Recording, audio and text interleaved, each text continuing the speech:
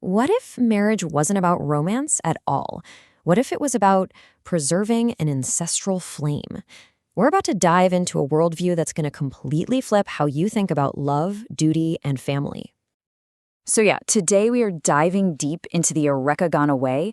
It's this incredible cultural system where relationships are built on something called resonance, kinship is like a sacred art, and some kids, get this, are believed to carry a doubled flame.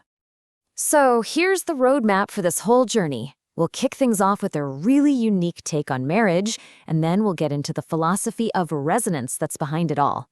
After that, we'll look at their beautiful symbolism, their unique language for emotions, and finally, we'll see how it all ties back to their core ideas about power and choice. All right, first up, a different kind of marriage. Let's start with a concept that honestly might feel a little strange to a lot of us, the sacred role of the cousin husband. Now, stick with me here, because this is absolutely central to understanding the entire Arreqqana social structure. So what in the world is a cousin husband, or Coraja le Namara? Okay, so it's a very carefully arranged marriage within a family line, but its purpose is probably not what you're thinking. It's all about preservation, preserving a unique spiritual frequency, the family's honor, and what they see as a kind of elemental balance. This role of a cousin husband is actually broken down into 3 sacred duties. Super clear. First, they are the stewards of the house flame. Basically, they tend to the family's spiritual heart. Second, they're protectors of the matrilineal flow, which is huge because they uphold the woman's lineage in what is a matriarchal society. And third, they are emissaries of unified kinship, kind of like the family's diplomats. And this quote just captures it perfectly. The matriarch bears the flame, we guard its breath. You see? The matriarch is the source, the core, the flame itself, and the husband's job is to protect it, to nurture it, to guard its breath. It's a partnership that's just built on this incredible, profound respect.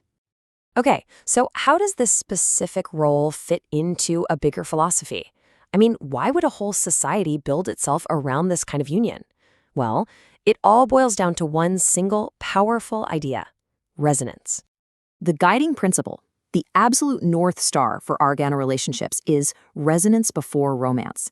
And that's a total inversion of most modern Western ideas, right?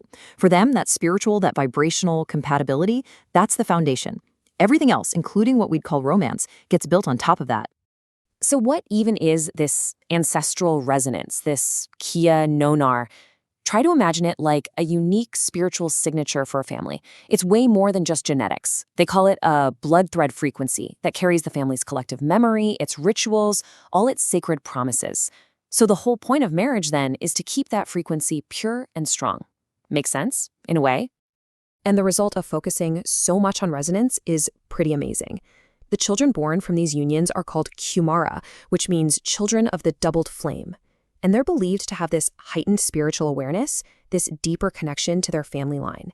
It's seen as a huge blessing, but also a really serious responsibility. And this whole philosophy just comes alive through some truly beautiful symbolism. Let's dig into the metaphors they use: root, bloom, and flame, which really define the dynamics of an Arreqqana partnership. So in this partnership, you've got 2 complementary forces. The masculine role is seen as the root. It's grounded, it's about memory, ancestry, preservation. Meanwhile, the feminine role is the bloom. That's all about creation, change, and just radiant expansion.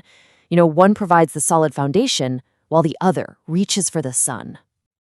And this vow, wow, it's right at the heart of how they see partnership. May my roots serve your flowering, may your flowering feed my root. It's this perfect picture of symbiosis, isn't it? It's not about one person serving the other. It's a constant cycle of mutual nourishment and support. The strength of the root lets the bloom flourish, and the energy from the bloom, in turn, feeds and strengthens the root. And the key takeaway here is this: strength and power are not things you compete for. In the Arreqqana way of thinking, real strength is found when you're aligned, when you share. It's a model of partnership built on unity, not one person trying to dominate the other. Okay, so that's the big picture. But how does this grand philosophy of resonance actually play out in an individual's inner world? Let's take a look at their really unique and, I think, powerful approach to understanding our own emotions. Now, here's another huge mind bender. For the Arreqqana, difficult emotions, feeling angry or defensive or triggered, they aren't problems you need to get rid of. Nope. They're seen as valuable messengers, signals that are trying to tell you something really important about your own inner resonance. They actually break it down into these 4 messengers. So a trigger, that's just saying, hey, look where you still ache. Feeling offended, that's revealing, look what you truly believe. Getting defensive, well, that's just showing you, look what you're afraid to lose. And that knee-jerk reaction, that's pointing out, look what you haven't put a name to yet. It's basically a roadmap for self-awareness. And this framework shows how each messenger has a real purpose, a spiritual function, but it also has a shadow side if you're not careful. For example, a trigger is supposed to reveal a memory, but its shadow is just mindless reactivity. Defense is meant to preserve your safety, but its shadow is becoming totally rigid. So the goal is to work with that spiritual purpose, right? And not get sucked into the shadow. And finally, let's zoom all the way out to the bedrock of this entire worldview, their understanding of power, will, and choice, because this is what ties everything we've talked about together. Okay, so their word for power is kasor, and it does not mean what we often think it means. Control, domination, none of that. It means the living rhythm that shapes the world. So true power, in their eyes, is the ability to harmonize with reality, to create alignment instead of just fighting everything. It's a really profound redefinition. And the difference between the two is just crystal clear. Control, that's all driven by fear. It wants to restrict things, hold on tight. But power, or kazor, flows from a place of trust. It seeks to balance things, to direct the flow. And that's why control is always temporary. It's an illusion, really, while true power is timeless, because it's working with the natural flow of things, not against it. This all brings us to free will, which they call kuyanuva, or the will in the wind. Now, they don't think total freedom from influence is even possible. I mean, we're all shaped by our culture, our family, our biology, right? So for them, true freedom isn't about escaping all that influence. It's about becoming aware of it and then choosing how you're going to respond. It's all about mastery. And this proverb just sums it all up perfectly. The wind may move, but the flame decides how to burn. The winds of influence, they're always going to be there. But your consciousness, your will, that is the flame. And you get to decide the nature of your own fire. So, we'll end by bringing all this ancient wisdom right back to you.